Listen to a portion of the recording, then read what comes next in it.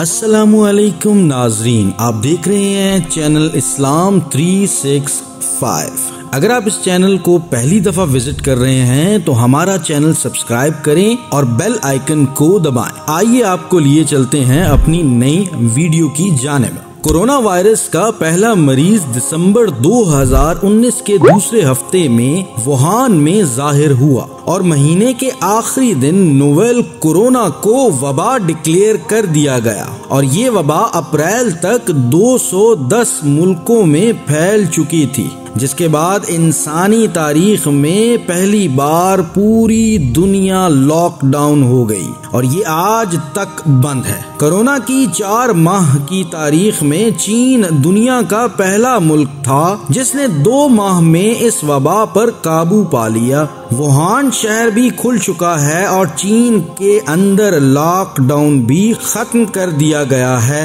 केरला दूसरी मिसाल है, इसमें भी कोरोना पर काबू पा लिया गया। ये भारत की जनूब मगरबी रियासत है। इसमें 29 फरवरी को पहला मरीज सामने आया। रियासती हुकूमत ने 20 अप्रैल तक अपना इलाका क्लियर कर दिया। कैसे?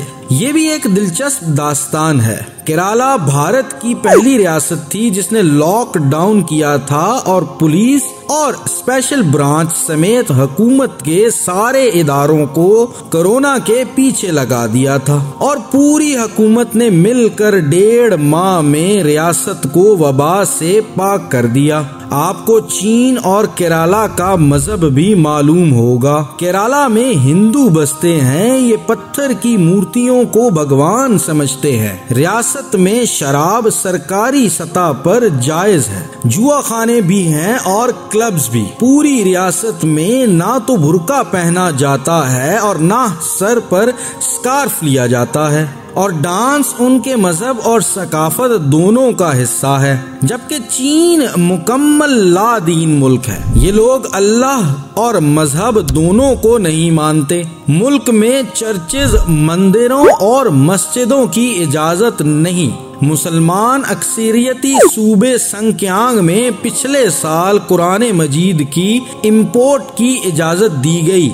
तबलीग आज भी मना है। बेहयाई का ये आलम है, पूरे मुल्क में कोई औरत दुपट्टा नहीं ओढ़ती। चीन में अस्मत फरोशी पर पाबंदी है, लेकिन इसके बावजूद दुनिया में सबसे ज्यादा सेक्स वर्कर्स चीन में हैं। पूरे मुल्क में मसाज सेंटर्स हैं और इन सेंटर्स में खवातीन मर्दों और मर्द खवातीन का मसाज करते हैं। दुनिया में सबसे ज्यादा सेक्स टॉयज भी चीन में बनते हैं और ये पूरी दुनिया को सप्लाई किए जाते हैं।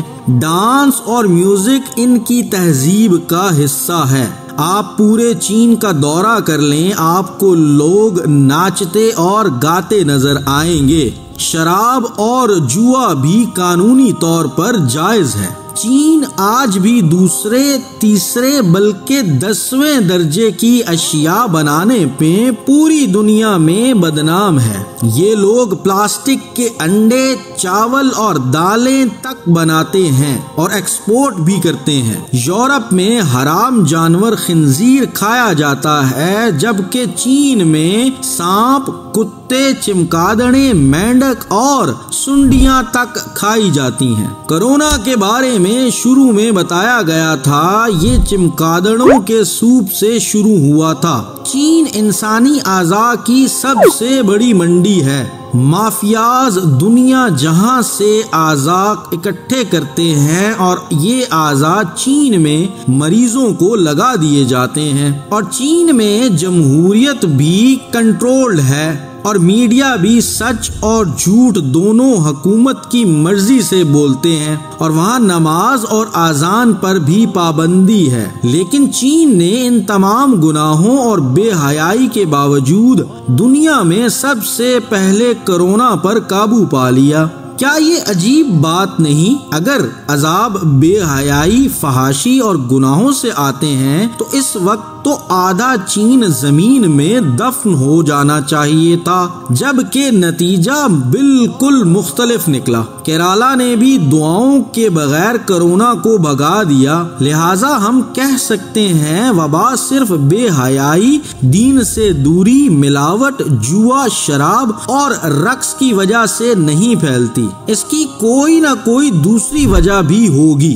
और हम ये भी कह सकते हैं ये सिर्फ दुआओं और मन्नतों से खत्म नहीं होती। इंसानों को इसे कंट्रोल करने के लिए दुआ के साथ दवा भी करनी पड़ती है। मुझे यकीन है मेरी इस दलील के जवाब में कहा जाएगा, चीनी सदर ने मुसलमान इमाम से दुआ कराई थी और उंदलस के शहरों सेविया, गरनाता और करतबा में भी 500 साल बाद अजान गूंजी और इटली के कलीसाओं में भी तिलावत कराई गई थी। लेकिन यहाँ पर सवाल पैदा होता है, अल्लाह ताला ने फिर ये सब दुआ सबसे पहले चीन की क्यों कबूल कर ली और सारी इस्लामी दुनिया तादम तहरीर इस कबूलियत से क्यों महरूम है? क्या हम चीन से ज्यादा बेहया और मिलावटी हैं? और क्या हम केरला से ज्यादा बेबाकी से नाचते हैं? हम अब ईमान और अहया की तरफ भी आते हैं। सऊदी अरब, ईरान, शाम, इराक और तुर्की मुसलमानों के मुकद्दस मुल्क हैं। सऊदी अरब और ईरान में पर्दा भी लाजिम है। शराब, जुआ और जिना पर पाबंदी है और इन दिनों मुल्कों में नाच गाने की महफिलें भी नहीं होती। दोनों मुल्कों में सरकारी सतह पर 5 वक्त नमाज की पाबंदी भी कराई जाती है। लेकिन कोरोना ने इन दोनों मुल्कों का क्या हशर कर दिया। आप शाम, इराक और तुर्की के हालात भी देख लें। ये पांचों मुल्क हर लिहाज से हमसे बेहतर हैं। इसके बावजूद कोरोना का शिकार हुए और अब तक इससे निकल नहीं पा रहे। आप ये जानकर भी हैरान होंगे कि ताजिकिस्तान वाहिद इस्लामी मुल्क है जिसमें अभी तक कोरोना का कोई मरीज सामने नहीं आया, जबकि इसकी सरहद चीन से मिली हुई है। ये मुल्क बेहयाई, रक्सो सरोद, शराब नोशी और जुआबाजी में बेहया मुल्कों से पीछे नहीं। ये दुनिया का वाहिद इस्लामी मुल्क है जिसने सिर्फ मस्जिदें बंद नहीं की बल्कि अपने शहरियों को रोजा रखने से भी रोक दिया। हुकूमत ने उल्मा कराम से फतवे हासिल कर लिए कि अवाम को कह दिया है आप कुव्वत मुदाफ़ियत मजबूत रखने के लिए इस साल रोजा ना रखें, कफ़ारा अदा करें। लिहाजा आप देख लें, शरीयत की सरीहन खिलाफ वर्जी के बावजूद ये इस्लामी मुल्क वबा जैसे अजाब से महफूज है। हम पाकिस्तान की मिसाल भी लेते हैं। हुकूमत की अपनी रिसर्च के मुताबिक मुल्क में कोरोना 3 जराए से फैला था। शिया जायरीन ये मर्ज तफ्तान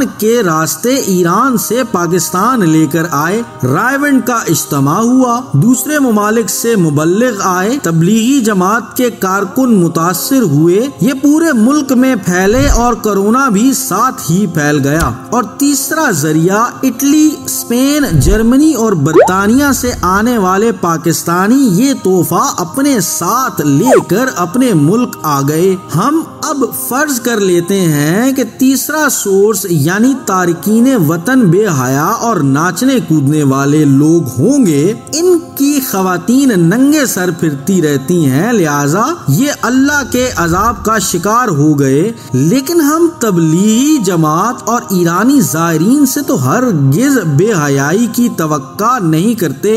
ये मुकम्मल मोमिनीन और सौलेह लोग हैं। इनकी खवातीन भी पर्दा करती हैं और ये शायरे इस्लाम के मुताबिक जिंदगी भी गुजारते हैं। फिर ये लोग कोरोना का क्यों शिकार हो गए? आप यहाँ यहाँ एक और हकीकत भी मुलाहिजा कीजिए। पाकिस्तान में अब तक 64,000 मरीज सामने आ चुके हैं, 1300 लोग इंतकाल कर चुके हैं। लेकिन आपको ये जानकर हैरत होगी कि इनमें हीरोइन का आदी एक भी शख्स शामिल नहीं। पाकिस्तान में गैर सरकारी आदादो शुमार के मुताबिक 8 लाख लोग हीरोइन के शिकार हैं। कोरोना अभी तक इनमें से किसी पर भी असर नहीं कर सका, जबकि ये लोग लॉकडाउन की परवाह भी नहीं कर रहे और ना ही समाजी फासले की। लिहाजा कोरोना अगर बेहयाओं और बेईमानों,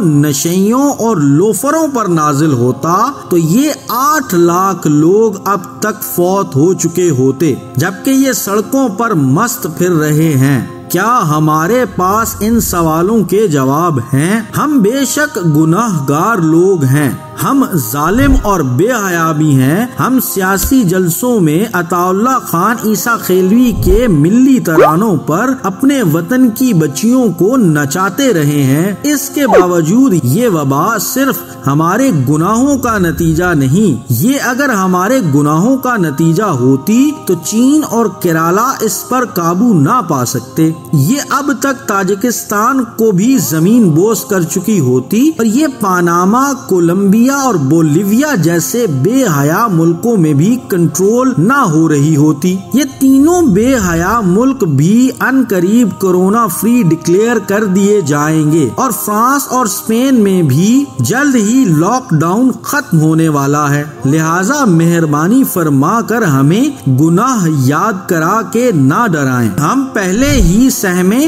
और मरे हुए लोग हैं, हमें मजीद ना मारें। आप एक लम्हे के लिए रुक कर ये भी सोच लें, वबाएं अगर दुआओं और ईमानदार क़यादतों से रुक सकती तो मक्का और मदीना में कर्फ्यू नाफिज ना किया जाता, मज़ारात को ताले ना लगाने पड़ते और वेटिकन सिटी और दीवारें गिरिया भी बंद ना होती। हम इंसान बेशक गुनाहगार हैं और हमें हर लम्हा अपने गुनाह याद करके अल्लाह से मुआफी मांगनी चाहिए, ख्वाह कोई वबा हो या ना हो। लेकिन खुदारा कोरोना को हमारे गुनाहों के साथ नत्थी ना करें। हम मरे हुए लोगों को मजीद ना मारें। हम बेहया और बेईमान लोगों को मारने के लिए जिंदगी ही काफी है। आप इस जुल्म में शामिल ना हो।